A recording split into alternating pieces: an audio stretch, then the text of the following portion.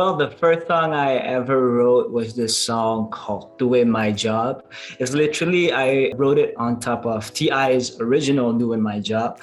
That, just kind of writing my own verse and performing it live for the first time. So that was the song, but I don't remember a single word to it anymore.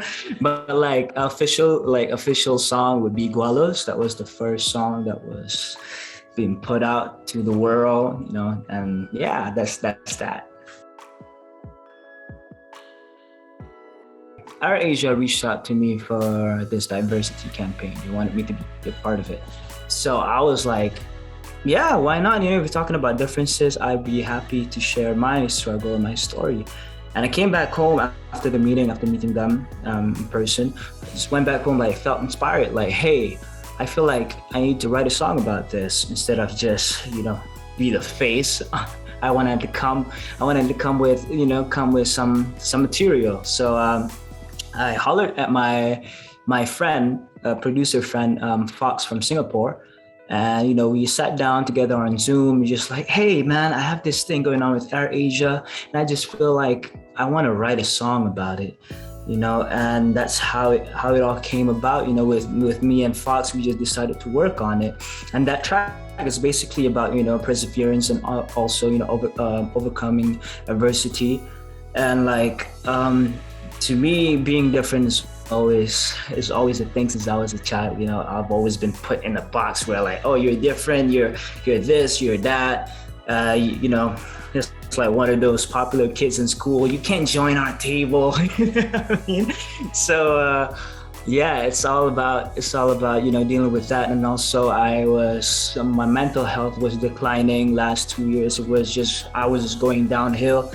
And I just needed to bring myself back up with AirAsia. It gave me this opportunity to just okay, let's redo this again. Let's talk about it. Let's talk about it instead of crying about it. So not today. It's about that. It's about pushing myself, push through all these things that I had to deal with, all these difficulties. Because mental health is still a taboo in Malaysia, and I think that it's very, I'm trying my best in every single way that I can to make sure that it's being voiced out.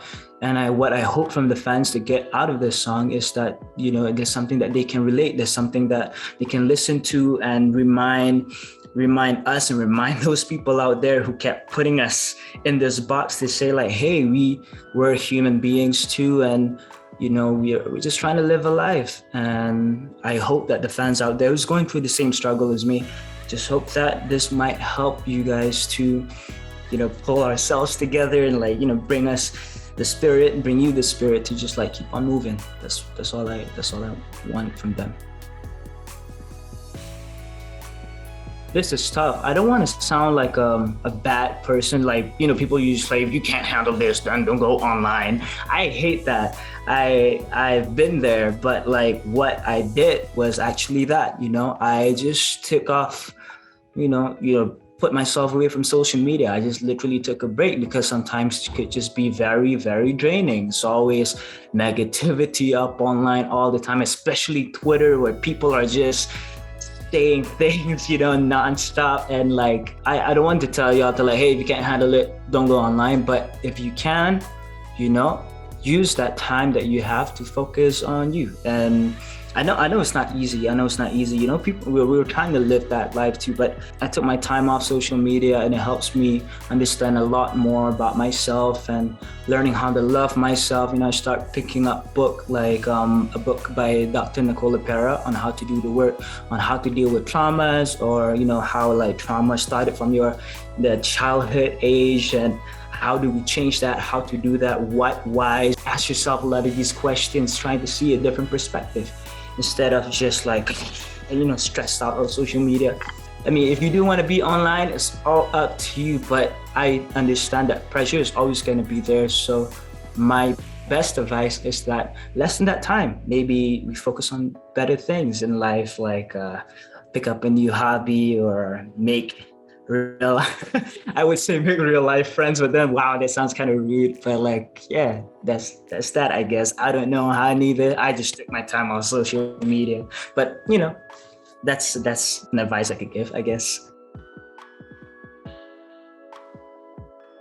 Hide this pain with smiling, laugh, I won't reciprocate. I just stay in my lane. That line means a lot to me because when people see Airliftz, people thought like, oh, they appreciate Airliftz, they're happy Airliftz, but all of that is just a way for me to mask whatever I actually feel inside, whatever I've been dealing in here in my mental state. It's That line resonates a lot with me because that's what I've been doing throughout these years. I just smile, I just laugh like haha, but it's actually really really painful for me to just kind of ignore it. But also like it helps me to understand people a lot more and understand myself. Applying stoicism on this. Well, I do miss performing on stage.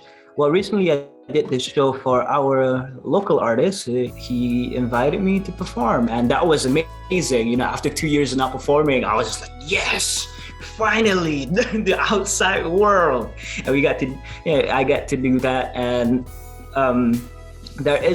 hopefully there's gonna be more shows, and there's gonna be more materials, more projects too that I am excited to share. So yeah, stay tuned. I don't know. It's just so like up until this day, it's just kind of weird to call fans because I feel like I would rather call them friends. But like I like to say thank you so much. Thank you for supporting me since day one. Thank you for showing love and being there for me. And I want to take this time to also say thank you to those who DM me, like direct message me through Instagram and give me a lot of positivity messages. And like, I'm sorry I couldn't I'm trying my best to get to every single one of y'all. So thank you so much. That means a lot to me. And like, yeah, none of this would happen because of you guys. So thank you.